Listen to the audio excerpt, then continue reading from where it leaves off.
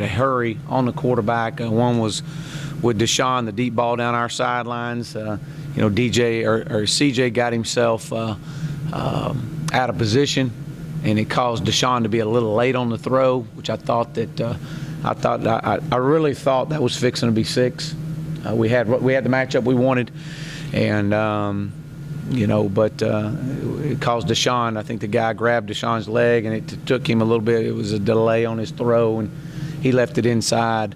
And then there was another one down inside our own 10-yard line that they brought a kind of a free safety blitz on us, and DJ stepped up, but just didn't get all of the guy. Just kind of got a little bit of him, and they sacked us on it. But those guys are definitely aware of where they were supposed to be at and stepped up and helped us in some pass protection. They sure did. On that same play you just talked about, it looked like Cole sort of didn't see the blitz that the linebacker was dropping back into coverage on the tight end coming all the way across the field. Is that something you noticed that maybe that he did miss that? So yeah, well, the ball should have came out to Leggett. Yeah. And Jordan ran a sloppy route. He was lazy with his route. But still, Cole didn't get the ball out. Cole should have had the ball out. Cole didn't know that Jordan ran a sloppy route, so you see it on film. But the ball should have came out in a hurry. I think Cole felt that they lined up and they covered him up, and then they expanded the guy out, and Cole got off his read too quick. How big an issue was that maybe with the tight ends and not being able to get open and exploit their way? Yeah, I mean, I think it was an issue. We just could never seem to get those guys, free like we've wanted in the past, and then it got in a situation they were able just to put pressure on you with 4 guys and drop everybody else into coverage. And when you do that, you got to throw a ball in a Dixie cup, and that's pretty tough to do because you got guys running. You got everybody dropped in the secondary and underneath coverage, and so you got to make sure that you're on point with where you're supposed to be at. And it coupled with the fact that they were able to widen their ends and pin their ears back a little bit and play a few games and get to us. I thought that once the momentum turned, I thought that it's a learning process for our guys.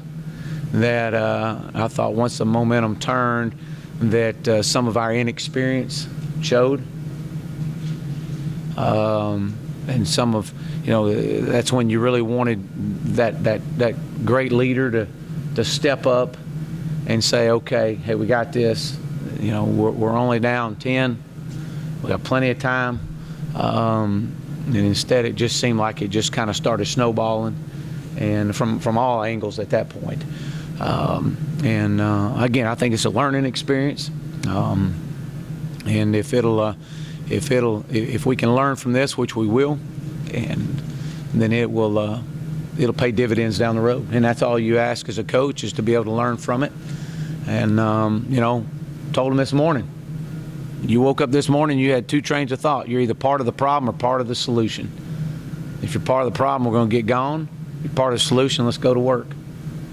I don't need you belly aching. We don't need you pouting. Hey, everybody's hurting this morning, hurt yesterday. Nobody wants to lose, but you're either part of the problem or you're part of the solution. Figure it out. How much does getting David Beasley back help the offensive line? A whole bunch.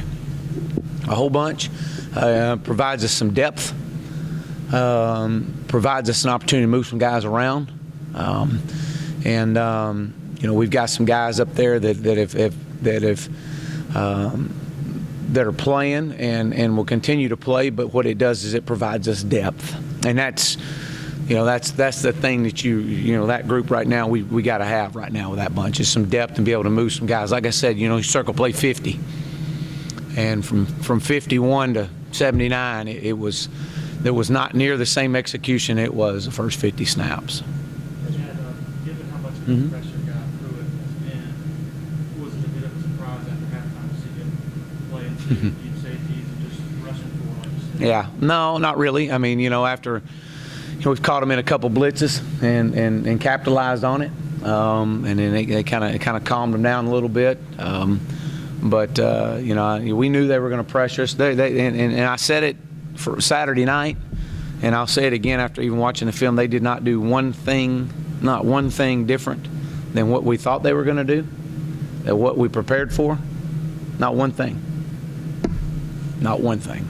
So what become points of emphasis this week for you in practice? Well, I think the biggest points of emphasis are the fact that, hey, we've got to learn from this. We've got to get better. And if it took this to get some guys' attention, and then you know what? Then it'll pay off down the road. If it didn't, then we'll know down the road. And so, I firmly believe you've been around these guys more than anybody out here, and will know these guys and know what they feel and how hard a work they put in. But they'll respond. But the emphasis is beating the Tigers. We got to make sure that we don't let the Clemson Tigers beat us. Did you sense a little bit of wear down with the offensive line that showed up on film in the fourth quarter? Was it just missed assignments and the pass protection issue? Well, I think, again, you circle play 50, and when you have that and unable to create any momentum, and the momentum working against you, a lot of young guys up front. It was from play 51 to play 79. There was very few plays in there that we executed even close to the level we executed at 1 through 50. I mean, that must have taken you by surprise a little bit, because there is an experience, but there's enough veterans who you've seen achieve those things in the past. Well, I mean, did it surprise me? No. I mean, yeah, it surprised me. I mean, we're sitting there at halftime, and we've got, hey, we're on it. I mean, we made a few little small things, but what we were doing wasn't broke. And so, as a coach, you try not to fix something that isn't broke. Right. And we talked to them and said, hey, look, we've got this exactly what we want. We're going to get the ball, we're going to pin them, whatever, kick off to them, whole bit. I think they got the ball start second half. And the whole deal was, look, when we get the ball back, let's just pick up where we left off. And let's go do what we do. We're going to play fast. They're probably going to load the box. We may have to throw a few balls out on the edge. It's okay. Let's keep playing fast. Our tempo is going to get better the longer the game goes. And so, and the biggest thing that shocked me was our inability to create any momentum in the second. I mean, we would get something, and then I'll be dang if we'd take 2 or 3 steps back. And we'd have positive plays on first down, and second down, and then third down. You lose third down. I mean, you're 7 of 13 on third down going in at halftime. That's pretty good. That's pretty good. And you finish up 7 of 20 on third down. That's pretty bad. That's real bad. So you got to be able to execute on third down. You got to be able to execute on first and second down. You got to be able to execute, period. I mean, that's the way it is. And so our guys, again, it was not an effort. There was not effort issues. It was the fact of just we've got to continue to grow from this. I mean, that's part of it. This is a learning experience for everybody, coaches included.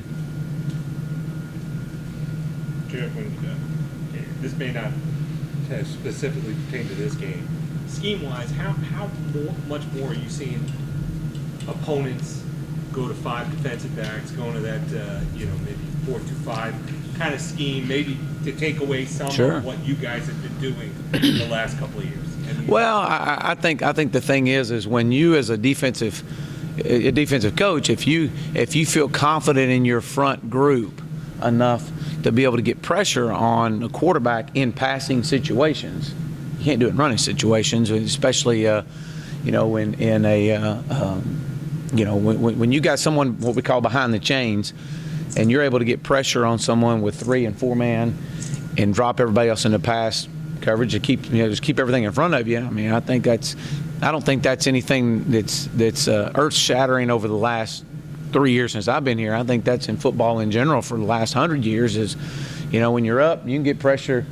If I can take 3 and pressure your 5 or 6 and put everybody else back behind you, then just say, look, don't let anybody get behind you. I mean, that's what you do is you force someone. You have to work for everything you get, and then time becomes an ally. But you know, still, with all that being said, you're down by 3 going into the fourth quarter, and I mean, we're in it.